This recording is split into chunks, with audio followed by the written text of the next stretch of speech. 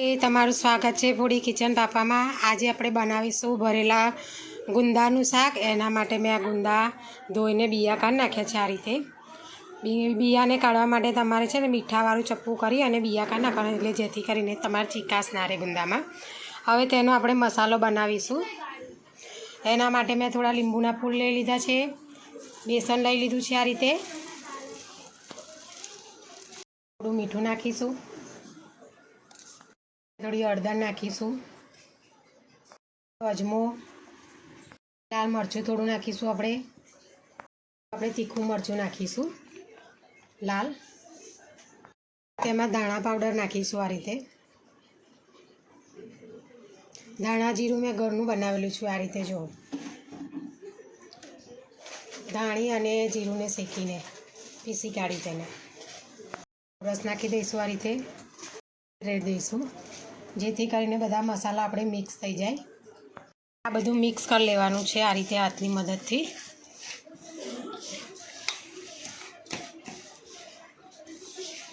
આ રીતે મિક્સ કરી દેવાનું। જો પછી તમને લાગે કે થોડું કોરું છે આ રીતે, તો થોડું આપણે પાણી અંદર એડ કરી દઈશું। થોડું પાણી રેડીને આપણે એડ કરવાનું છે, જેથી કરીને આપણો મસાલો થોડો ઢીલો ના થઈ જાય। થોડું પાણી રેડી અને આ રીતે મિક્સ કરતું રહેવાનું છે આપણે। તે આપણું તૈયાર થઈ ગયું છે ભરવાનું ગુંદામાં। બધો મસાલો ગુંદામાં ભરી દેવાનો છે।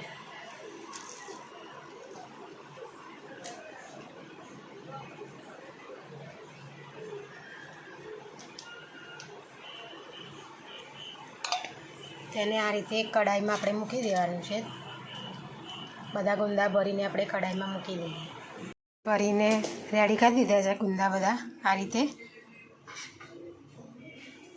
હવે તેને આપણે ગેસ ઉપર મૂકી દેવાના છે, મીડિયમ આંચ ઉપર રાખવાના છે, એકદમ ધીમા તાપ ઉપર। આ ઉપર આપણે તેલ રેડી દઈશું થોડુંક આ રીતે।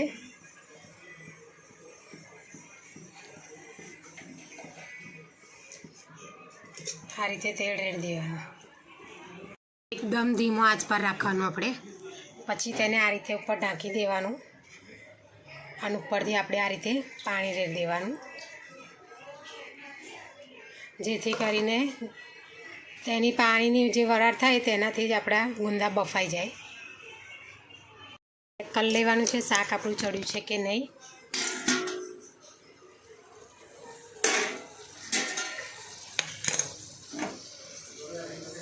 જો આ રીતે હલાવી કાઢવાનું।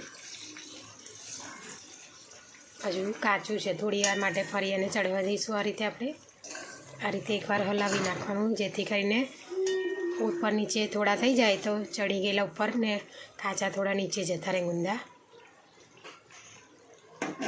હવે તેને પાછું આપણે ઢાંકી દઈશું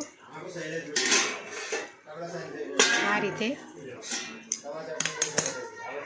આપણું શાક આ રીતે હજુ ચડે છે, તેને વચ્ચે થોડું હલાવતું રહેવાનું, હજુ થોડું કાચું લાગે છે।